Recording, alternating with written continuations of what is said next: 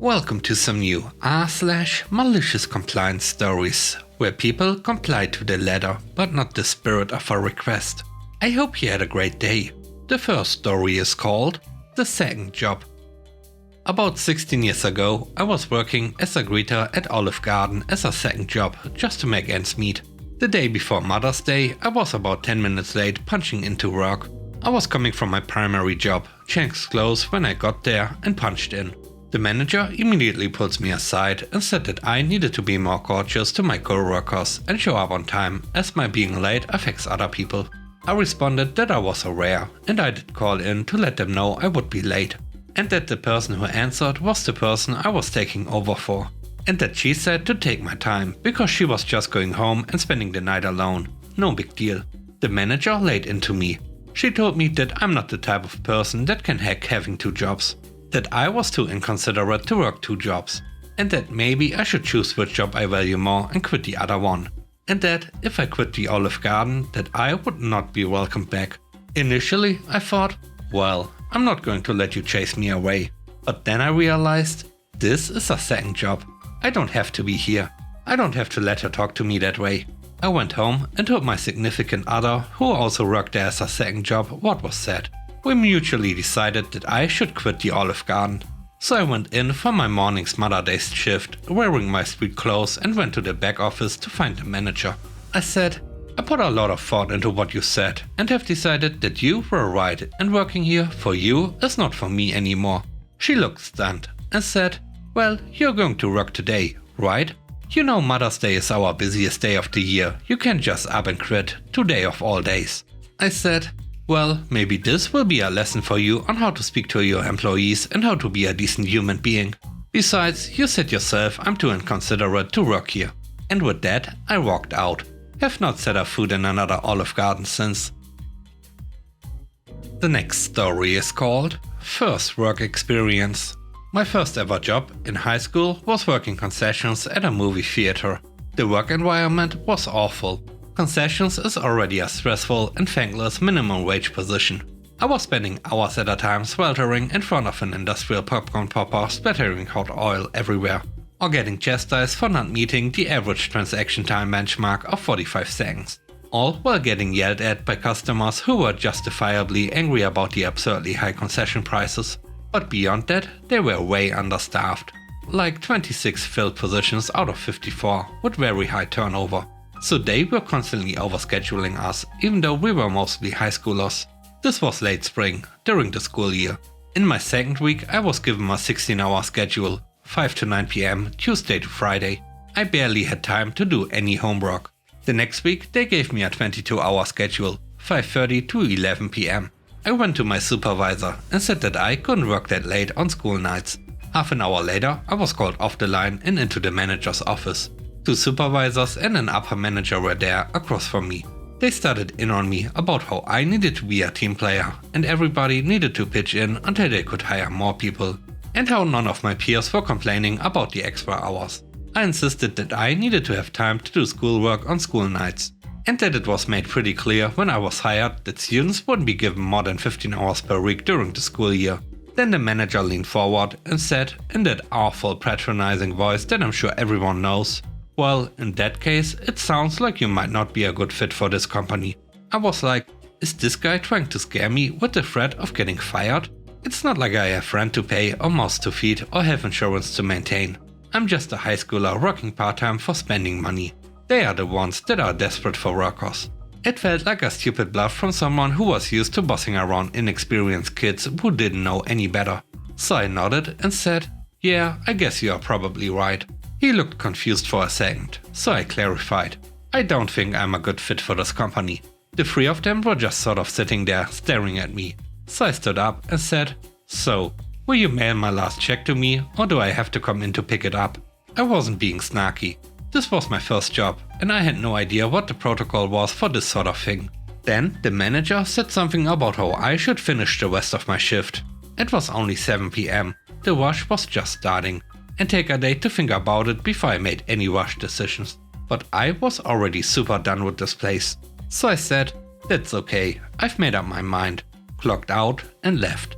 3 days later, I got a job literally across the street as a cashier at a fast casual place. Way less stressful, and it came with a free meal every shift, where I worked until I graduated. The theater continued to hemorrhage workers. I honestly don't know how they stayed open that spring. Needless to say, I did not include that first 2 weeks of work experience on any resumes. The third story is called Retirement Payout. About 15 years ago, I worked for a medium-sized school district as a technology resource specialist. I worked with teachers and administrators to integrate all types of technology into the curriculum. This one particular veteran teacher was looking forward to retiring after 40 years of service. He had made an appointment in May to turn in his paperwork. He was quite excited about the check they were about to write him for his unused sick days, which were bankable back then. Over the years, he had kept himself healthy and in good shape and managed to accumulate about 250 days of unused PTO. The check was going to be for approximately $8,500. I looked at him like he had slipped and bumped his head. This couldn't be correct. I looked into it, and the district only paid $40 per day when buying back days, before taxes. So I said, "Mr. Turner, I don't think that's a financially sound idea. And here's why. His salary was about $80,000 at that point. A school year is about 180 days, which means he had close to a year and a half of sick time available to use. I broke down how he was being shortchanged and what alternative should be pursued.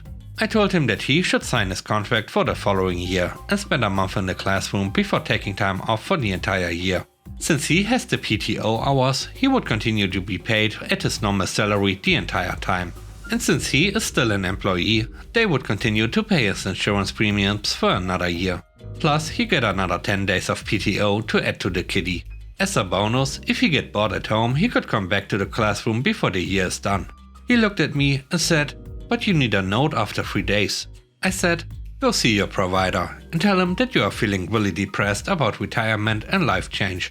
Boom, problem solved. His next question was, "But what if I need a letter of recommendation?"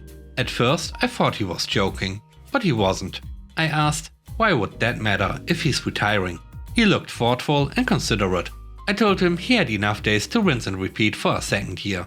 His net would be approximately $125,000 and 2 additional years of paid health insurance for 2 additional months of work.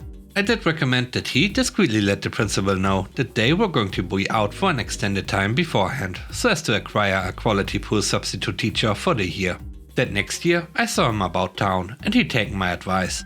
He thanked me for my insight and was enjoying his time off.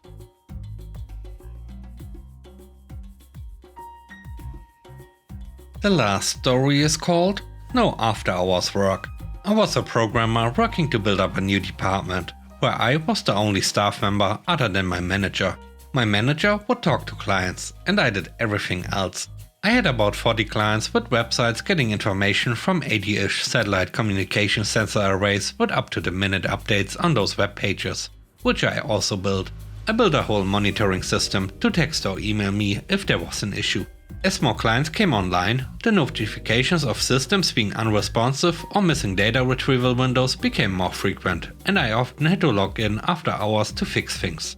I was mostly doing this because I cared about my work, and I knew we were still ironing out issues. When I would fix things after hours, my manager was very stingy and told me unless it was more than an hour of work at once, I should not get paid for that time.